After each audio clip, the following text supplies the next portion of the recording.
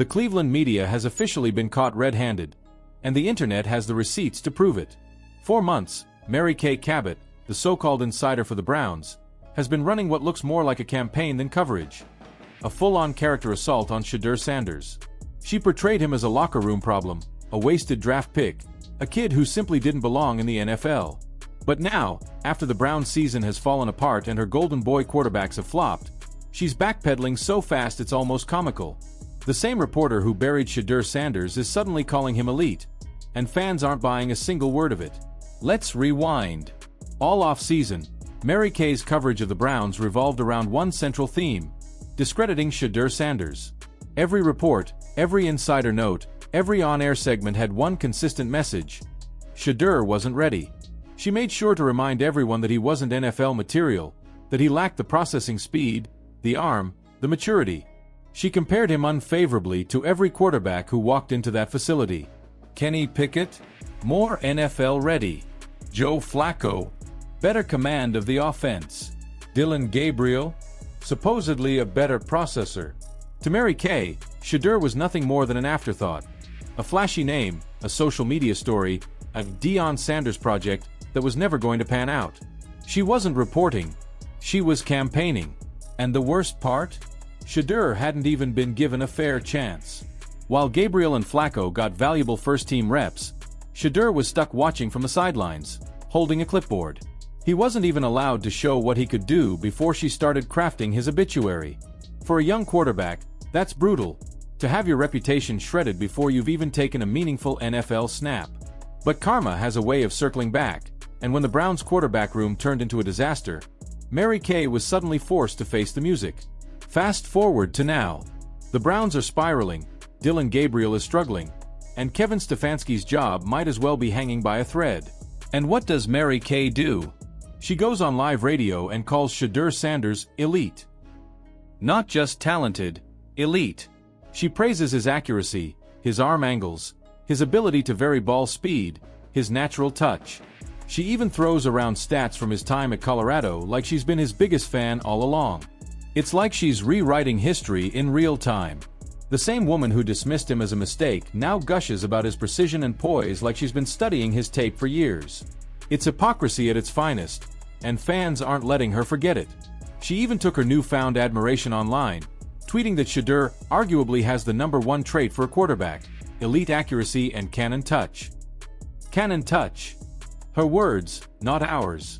Then she went a step further and compared him to Josh Allen, saying Shedeur's accuracy is something you can't teach, and calling him a natural.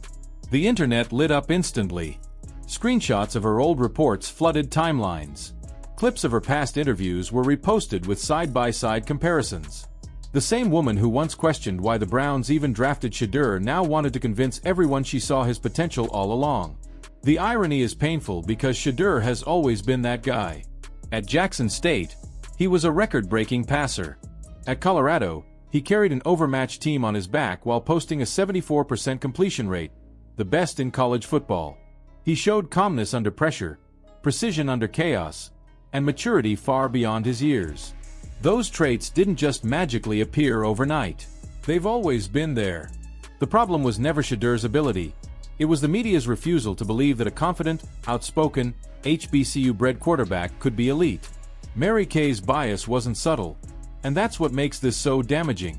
Her words didn't just shape public perception, they influenced how the organization viewed its own players. When a leading reporter tells the city your rookie doesn't belong, that narrative spreads like wildfire. It infects locker rooms, front offices, and fan bases.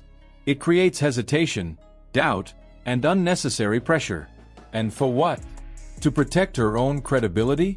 To defend a bad quarterback rotation? Because that's exactly what's happened. Now, with Kenny Pickett traded, Joe Flacco shipped off to a division rival, and Dillon Gabriel drowning under the weight of expectations, Shedeur's name is the one echoing through Cleveland. Suddenly, the same people who said he wasn't ready are saying he might be the Browns' only hope. The hypocrisy is staggering, but it's also revealing. It proves what fans have known from the start, that the so-called experts were never evaluating fairly. They were protecting narratives. Even opposing coaches are taking notice.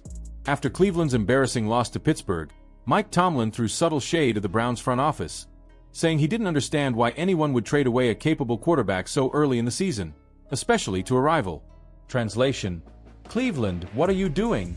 The decisions Mary Kay defended all off-season have backfired spectacularly, leaving the Browns with an offense that can't move the chains and a fan base that's out of patience. The sad part is that Shedeur has done everything right. He hasn't complained, he hasn't clapped back, he hasn't fed into the noise. While others doubted him, he kept working, studying film, improving his reads, sharpening his footwork. Every practice, he's been the same calm, surgical passer who impressed scouts at Colorado and dominated at Jackson State. Coaches are seeing it. Players are whispering about it. Even Mary Kay, the last person anyone expected, has finally been forced to acknowledge it. Shedeur Sanders is the kind of quarterback who makes the game look easy. His touch passes are effortless, his anticipation is elite, and his composure under pressure reminds people of Drew Brees and Joe Burrow. Two guys who were also doubted because they weren't big-armed enough. But accuracy beats power every time. And Shedeur's accuracy isn't just good, it's generational. He knows how to make the ball catchable, when to take heat off a pass, when to rifle it through traffic, and when to let it float into a receiver's hands like a feather. That's what separates great quarterbacks from average ones. That's what Cleveland needs. The Browns don't need another game manager. They need a leader. They need someone who can elevate the offense, who can make average receivers look like stars, who can keep drives alive with precision and timing. That's Shedeur Sanders. He's not waiting for a miracle. He is the miracle. The numbers, the poise, the track record, it's all there. And soon, Kevin Stefanski will have no choice but to turn to him. Because if he doesn't, this season will go down as one of the biggest wasted opportunities in Browns history.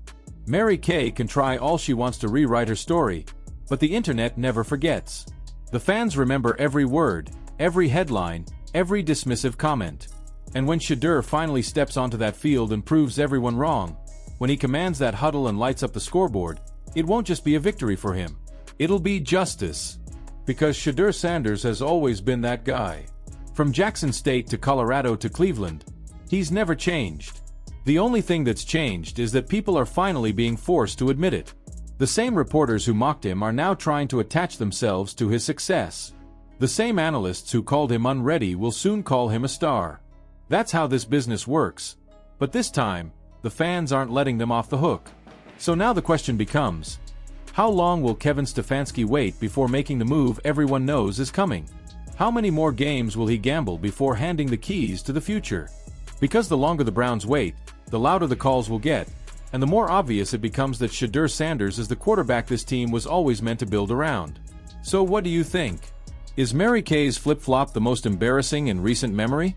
Has the media finally been exposed for underestimating Shedeur Sanders? And more importantly, how long until the Browns wake up and give him the shot he's earned?